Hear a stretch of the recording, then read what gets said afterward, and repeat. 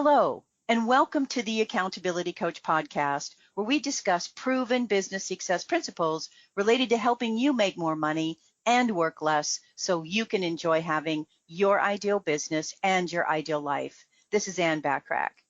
Today we have a special guest with us who I know you will find super interesting as he talks about how we all can take control of our life and actually have the kind of life we truly want and probably deserve. Byron Morrison is the author of 3 best-selling books, including the book, Maybe You Should Give Up, 7 Ways to Get Out of Your Own Way and Take Control of Your Life. Over the last decade, he has worked with CEOs, entrepreneurs, and business leaders in 15 different countries to help them take back control of their life and their business. Welcome, Byron. We really appreciate you joining us. Hey, thanks for having me here. I'm excited to be on today.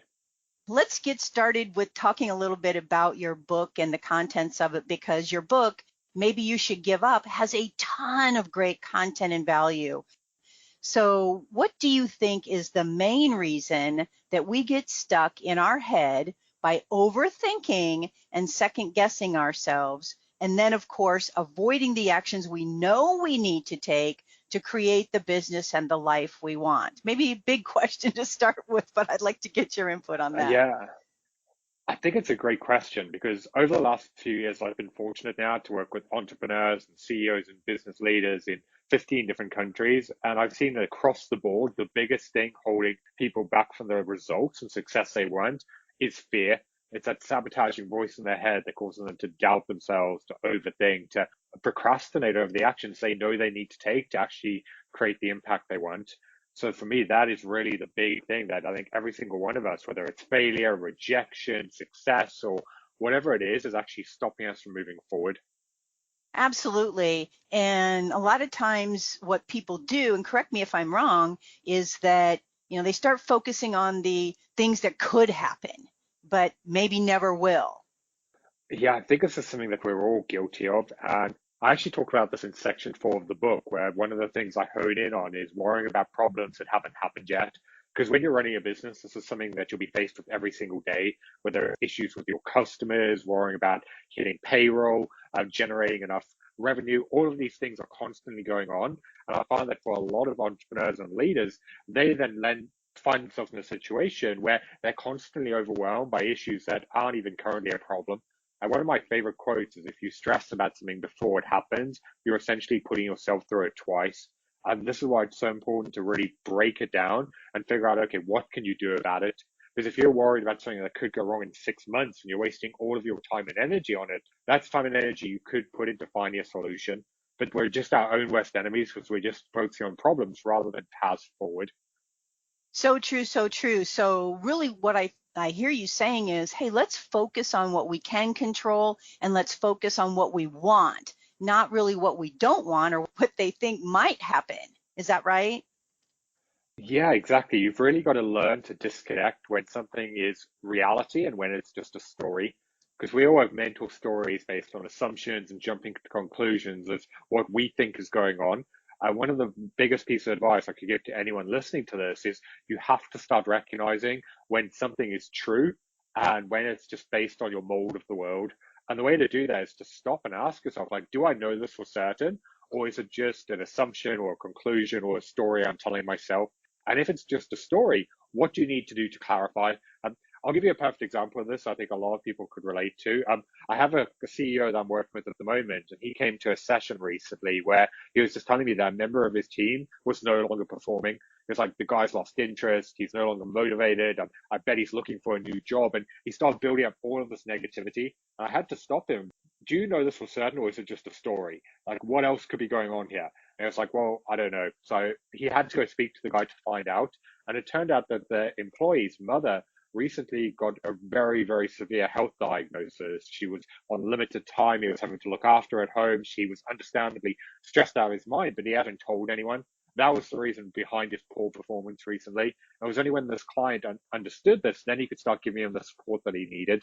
But because his mind was running wild, he had gone to a story that wasn't even true, wasn't even close to it. And that was where he was basing his decisions and stress on. Wow. So it really is just figuring out what is actually occurring instead of making all this stuff, for lack of a better word, up in our head. Exactly. And this, for me, it's why it's so important that you become in tune with why you're thinking the way that you do. Because when you can start recognizing that something's a story, then you can start figuring out, okay, what do you need to know? And how do you then start focusing on solutions and way forward? Because you're never going to be in complete control of what's going on around you, but you can always control how you respond. And a lot of the time, just knowing that and empowering yourself to focus on the moment and actions you can take is how you're actually going to progress and move forward. What do you think makes us compare ourselves to others and then worry about problems or issues that haven't happened yet as we're doing that comparison? I think there's two sides to it. In my experience, the first side is obviously social media. It's so easy to just keep swiping and going through and seeing all these amazing things in other people's lives. And you have to remember that people only show you what they want you to see. And also, they're only putting up their highlight reel. So on any single day when you're like sat there just having a normal day and you go on and you see that friend or that colleague who's on their dream holiday, people aren't doing that every single day, but you're just then feeling bad and fueling it, comparing it to what you're doing. So I find for a lot of people, that just causes them to really feel bad about their own progress. The other side of it is I find that a lot of people haven't fully embraced what they're doing in their own life. They, on a deeper level, haven't internalized their own goals.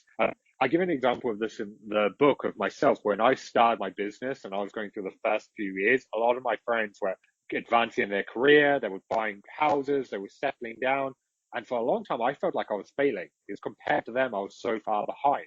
And it was only when I stopped to really process it, I realized like the reason why I'd left the corporate world is I didn't want to be tied to a mortgage with kids. I didn't want to work with someone else. I wanted freedom and to travel the world. But even though I knew that was the goal, I hadn't stopped to actually figure out what I truly wanted and take it in on a deeper level. And that's why you really need to figure out what is it you truly want and then get a tunnel vision where you block out everything else.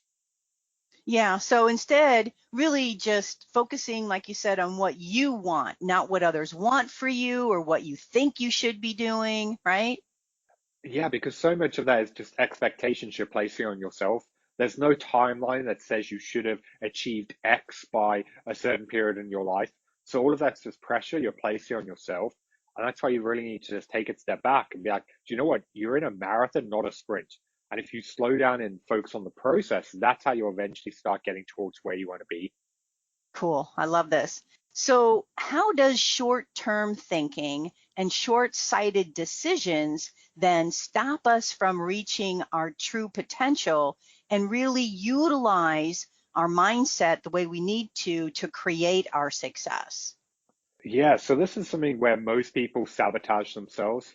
This is the way that most people live their life is they're constantly making decisions based on what they want in the moment, whether it's pleasure or comfort or satisfaction or avoiding pain. And the problem with this is often they're choosing what they want now over what they want most. And whereas if you look at the most successful people of all time, they always think a few steps ahead. They go into decisions knowing what is this going to lead me to long term? Because often the biggest payoffs are going to require taking risks or like having short-term sacrifices or focusing on short-term losses, knowing that that's going to get you towards where you want to be. So if you don't actually map it out and look into the future, you're always going to make decisions on the short term that could be jeopardizing what you actually want long term. Okay, I like it. I'd love for you to talk about your 15-minute rule and how applying this rule can help us on our journey to achieving our professional and personal goals. Yeah, so I find when you're running a business, it's quite common that your day is just going to be filled with fires and never-ending challenges. And I find for a lot of people, all of that stress is something that they internalize and they bottle it up. And this means that going through the day, they can constantly be frustrated and on edge. And as anyone listening to this knows, there's no way you can show up at your best when you're being driven by emotion. And that's why I find in the times that you do get derailed, rather than bottling it in, you have to force yourself to disconnect and step away. And that's why I developed what I call the 15-minute rule. It's basically instead of like holding your emotions in, you give yourself 15 minutes to process and deal with them. Whether you go for a walk, go for a run, like listen to music, speak to someone, laugh, cry, like whatever it is you need to work through it with the caveat being that at the end of 15 minutes, you're going to set a timer. When that goes off, you're going to take a deep breath and say to yourself, okay, I now need to move on, and then focus on how do you move forward. And the reason this is so powerful is most people just hold it in and it'll derail the rest of their day or their week because they're trying not to allow their emotions to kind of have any impact. And sometimes you're already human. You need to allow yourself to process it so that you can move on. I couldn't agree more. My philosophy and what I tell my clients is you're allowed to have a 5 minute, what I call a pity party. Then you need to put your big boy pants on or your big girl pants on and just move on. Exactly. Like that's such a good way of framing it. Like a lot of people, because they feel like I need to be resilient, I need to be strong, they just like try and bottle it in. And it's just so negative because it's in the back of your mind and it's building up and it's stopping the way you think. Obviously, the like ideal place is you're going to be at a point where you can see setbacks, focus on what you control, and move through it, not letting it derail you. But like I said, you are only human, and at times some things do get to you, and you just need to allow yourself to recalibrate, refocus, and then get back on track. Yeah, I couldn't agree more. And I love the idea about just doing something to get all that energy that isn't serving you out of your system. Like you said, go for a walk or go for a run or do some push-ups against the wall or some sit-ups or something like that, right? Yeah, whatever it is, just get yourself moving, change your physiology, and just allow yourself to just process it. And you'll be amazed at how much you can break the power it has over you by actually figuring out why do you feel the way that you do. Just work through it and then committing to move on. That's why I love the time limit on it. So rather than you being stressed and overwhelmed or like beating yourself up over something for hours or the rest of the day, you're being like, do you know what? I'm going to give myself 15 minutes to just dwell on this, like feel whatever I want to feel. And after that, I'm going to pick myself up and I'm going to move forward. Yep, forget about what negativity or what things happen and just move forward. I love this concept. I think it's brilliant. Share your thoughts on the truth about burnout and why it happens, and then strategies to help us get it under control. Yeah, so burnout is a hot topic at the moment because everyone's working so incredibly hard. So much is going on in the world that people are inevitably becoming burnt out from it. But I found like, as with any mainstream idea, the advice and guidance on it is often incredibly misguided. Like, so many people have this idea that if you're burnt out, you just need to take some time off. And sure, that might work for someone in a corporate job where they take a couple of weeks holiday and they come back and feel back to normal. But that's not someone who's burnt out. That's someone who's just tired.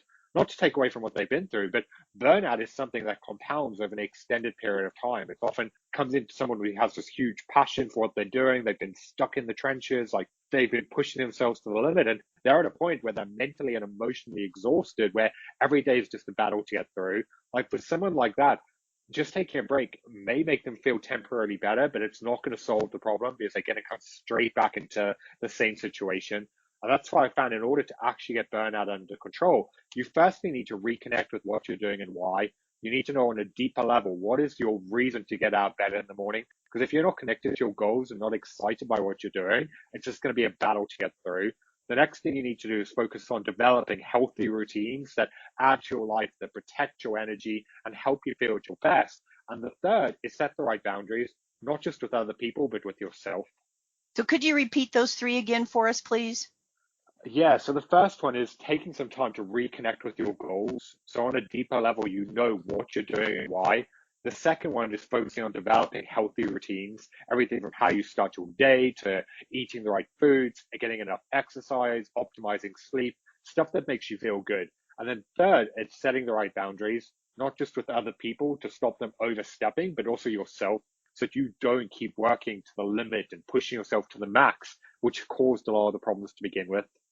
Boy, I think these are all really important. That's why I wanted you to repeat them again to make sure we got those. And I mean, setting boundaries alone is just a huge issue for most people. I'd say especially for entrepreneurs, like the people listening to this show, a lot of the time they have the right intentions. They want to be the boss and leader that their team can turn to. And I find a lot of the time what happens is they start to just drop everything. Like someone comes to them with a problem, and even though they've got a plan and priorities for the day, they just allow themselves to get derailed. So as a result, they spend most of their days in reactive problems where they don't actually move anything forward. And this is why it's so important to really make this shift, to stop thinking like an entrepreneur and start thinking like a CEO, giving yourself permission to push back, to do things on your own agenda, to know when something is having a negative impact in your life and speaking up. Because so many of the people I work with, they tolerate things and it has just a mental and emotional drain on them. So true, so true. Well, I'd love you to talk a little bit about the negative language traps, as I think these are important to discuss. Yeah, I found that the way that we speak to ourselves and the words that we use directly impact our thoughts and what we focus on and ultimately the results that we get. And that's why in the book, there's 5 negative language traps that I point out that we have to break the cycle from using. The first one is makes me, like he makes me angry, the weather makes me sad, she makes me so frustrated. No one can make you feel anything. Every emotional response is a choice. And when you start to recognize that you can control your response, that's when you can actually start breaking out of a reactive cycle and start actually feeling in control. The next one is the word try. There's no such thing as try. You're either going to do something or you're not. And a lot of the time you say you're going to try to do something because you're hoping the future version of you is going to feel motivated. That just puts you through so much extra mental stress. It's like, make a decision. Are you going to do it or not? And say yes or no. The next one is the word hope. I hope I can get results. I hope I can do this. Like the problem with hope is you're essentially saying that you hope the stars are going to align, the planets are going to come together, and everything's magically going to work out. It's like someone going on a diet saying they hope that they're going to lose some weight. They're avoiding taking responsibility for the actions they need to take and giving themselves an excuse to justify it before it even happened. The next one is the word if. If I get results, if I make it happen. Again, it's avoiding taking responsibility. You have to change it to when you do it because that empowers you. And then the final one is the word should.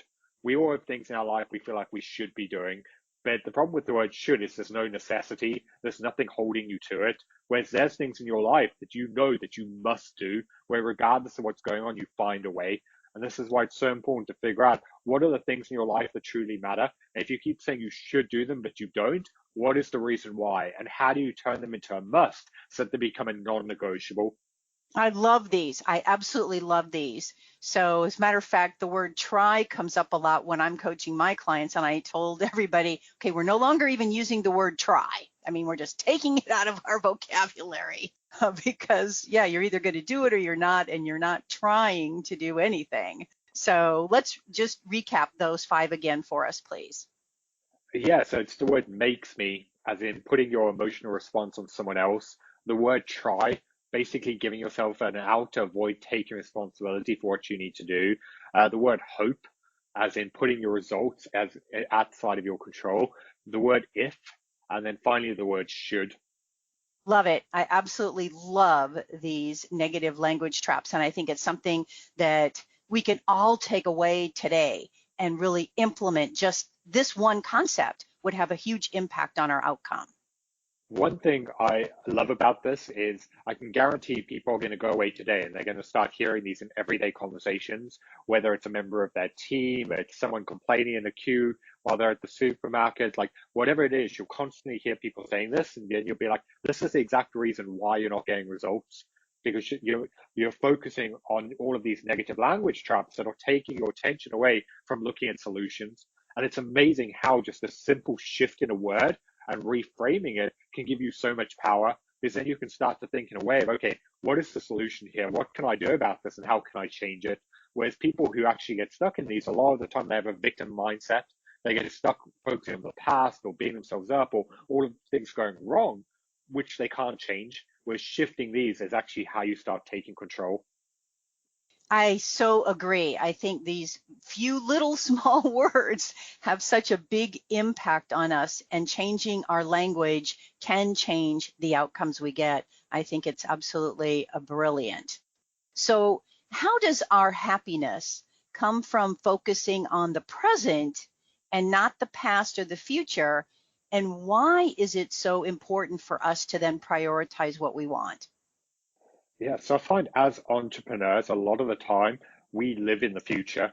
We always focus on goals we want to achieve, like outcomes we want to create, and I think anyone listening to this is probably guilty of telling themselves that once they hit that next threshold, that next milestone, that's when they'll take some time off, they'll spend more time with their family, they'll prioritize their health. But isn't that what they said the last time and the time before that? Like, I know I've been stuck in this cycle so many times. And that's why one of the big lessons I've learned is that happiness doesn't come from the end result somewhere off in the future. And instead, it comes from the journey. And the journey takes place in the present.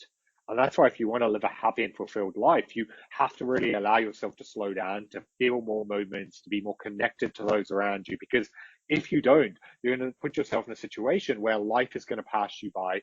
And I've lost count of how many CEOs I've worked with who, despite incredible success, millions of dollars in the bank, they're miserable. And the reason being is because they sacrificed everything. They were so caught up in the day to day. They let their family, their relationships, all of that slide to get to where they want to be. And that's not saying don't focus on money and creating success. Like, all those things are important, but it's also having the intention to really slow down and just be in the moment and focus on what's important. Yes, I couldn't agree with you more. I can't tell you how many times I've had people tell me how they regretted working so much or regretted not being around for their kids, soccer game or whatever it might be, or regretted this or regretted that. And that's actually why I wrote my book, Live Life with No Regrets, because I think it's a sad way to go and end up. And that's why it's just so important to just take a step back and really figure out what's truly important in life. Because you can't have it all. Like, you can have an amazing, thriving business while having strong relationships and being around for your family, but it comes down to knowing what actually matters and then how do you build your life around that. Whereas most people just allow themselves to get pulled into the problems and the challenges and where they're trying to get to. And that's why they almost lose themselves and lose sight of what they want along the way. So true, so true. I think a lot of us are all guilty of that, at least at some point, until we snap our fingers and snap out of it, right? Yeah, I don't want people to get to that point where it breaks down. And if anyone listening to this, like, if they can just stop and be like, what am I actually doing here? Like, what is it that I want? What's important to me? And how do I start finding time to prioritize it? Because it doesn't mean you have to give up everything else or like sacrifice your success, but it does mean just getting more intentional with setting boundaries and having the right things in place so that you can find an element of that work and life harmony. Yeah, work-life balance is very important in my book as well.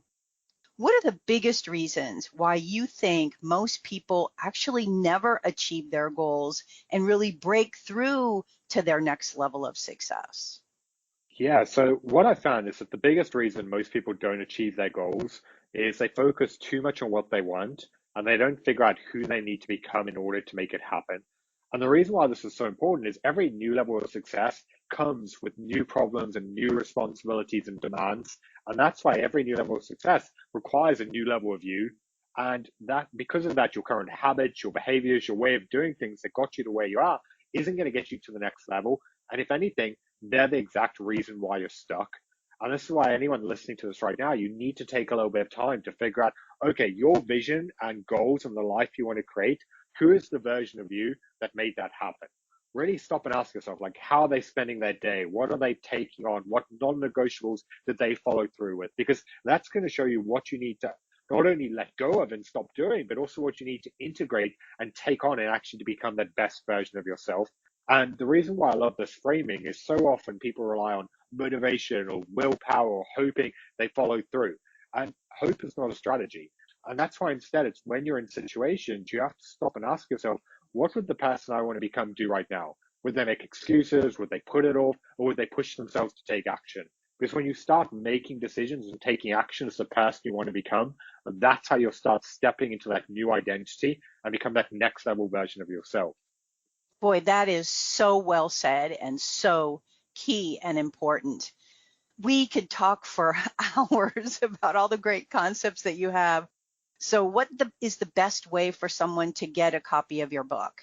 So you can order my book. Maybe you should give up 7 ways to get out of your own way and take control of your life anywhere that you can get books, whether it's Barnes and Noble, Amazon, Walmart. Like, if they sell books, you can get it there. And you can also find out more about it on my website, byronmorrison.com. Great. Love it. Any thoughts that you'd like to leave us with that can help us? Yeah, one thing I would just say to a lot of the entrepreneurs out there is you need to learn to actually cut yourself a little bit of slack. Because I find for so many entrepreneurs, they are their own worst critic. They're the ones who are so harsh on themselves when things go wrong or don't fully go according to plan. And while this is a fantastic motivator, it's never going to lead to any real happiness. Because if you're constantly, when even you get great results, focusing on what you could have done better and beating yourself up, you're never going to feel like you're enough. And this can be such a damaging thing for your confidence and your self-worth. And that's why one big lesson I've learned is you have to learn to detach yourself from the results because you are not your business, even though at times it can be so difficult to tell them apart. And that's why you really need to go in with a level of empathy for yourself, of knowing when you showed up and did your best, learning from it and focusing on the positive lessons for the future. Because if you constantly just dwell on what you did or didn't do or mistakes that you made, you're always going to feel like you're never enough, and it's going to massively affect the results you're able to create. So cut ourselves a bit of slack. I love that. That's so great. Well, I really appreciate you taking your very valuable time to share your great concepts with us. And again, some of these simple concepts, and I call them simple because they are, but the problem is most people just don't implement them, don't really take heart with a lot of the things that you said to really help them move to their next level. So I really do appreciate you sharing your great insight with us today. Thank you for having me here and letting me share it. Well, my hope for our time together with Byron is that you got value in an idea or two, or maybe even three, that will help you be even more successful professionally and personally. Feel free to share my podcast with others, as it can be found in most podcast platforms and in most English-speaking countries. And of course, at accountabilitycoach.com. And if you'd like to get a short daily fix from me, subscribe to the Accountability Minute, which can also be found in most podcast platforms and in most English-speaking countries. And if you'd like more proven business success resources and tips, subscribe to my blog by going to accountabilitycoach.com/blog. And always aim for what you want each and every day. Until next time, make it a great day, today and every day. I appreciate you listening.